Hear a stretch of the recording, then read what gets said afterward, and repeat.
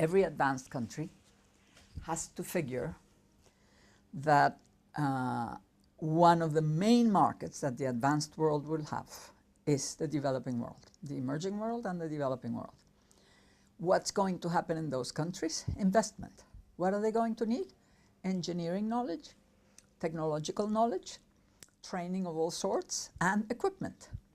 So every advanced country has to know that the rest of the world, and that's hundreds of countries, is going to need a lot of help in all sorts of areas. So if different countries specialize in different aspects, they will be able to cover the whole of the developing world as it comes in, because it'll be in, you know, first the current emerging countries, then there is another tier, and then there is another tier and another tier. It'll go slowly. So you can be serving one after the other, and these markets will be growing. But very unlikely that the advanced world will again be producer of consumer goods for the world. You know, that's going to be in Asia, in low-cost labor countries. I think with time, if the prices of energy go up, which I expect they will continue being high. It could be that labor and the price of transport will start competing in the cost structure, so that distance will start becoming a handicap. But then what you'll do is that Europe will produce in the East European countries and in Northern Africa. America will produce in Mexico and Central America and the Caribbean.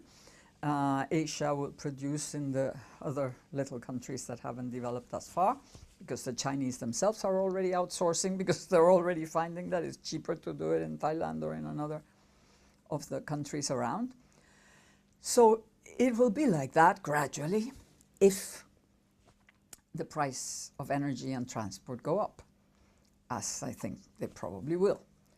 But that's, you know, you have to think that almost every trend that's a strong trend, like right now, globalization, everything, you know, fabrication is going to Asia.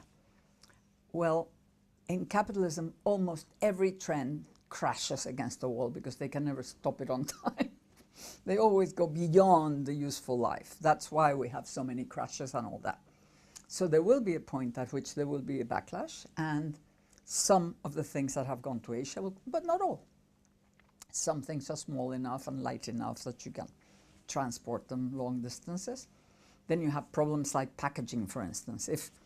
If the price of oil continues to go up, so will the price of petrochemicals and the price of paper and cardboard, which is mainly energy.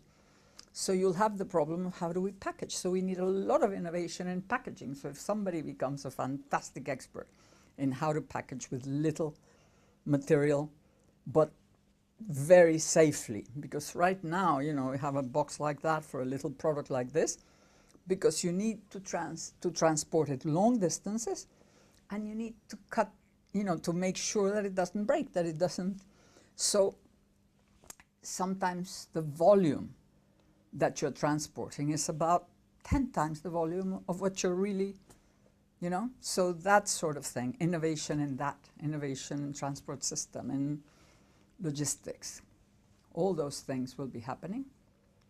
And the main thing I would say is the question of figuring out who is going to be growing, what are the backlashes that are going to happen because of excess in one direction, which are the things in that sort of context that we can do. Sometimes people think of their country as if it were a little space, and in fact we're in the global space, and there are all sorts of trends around us, and we've got to find what we do in that global stage, not what do we do in our little country.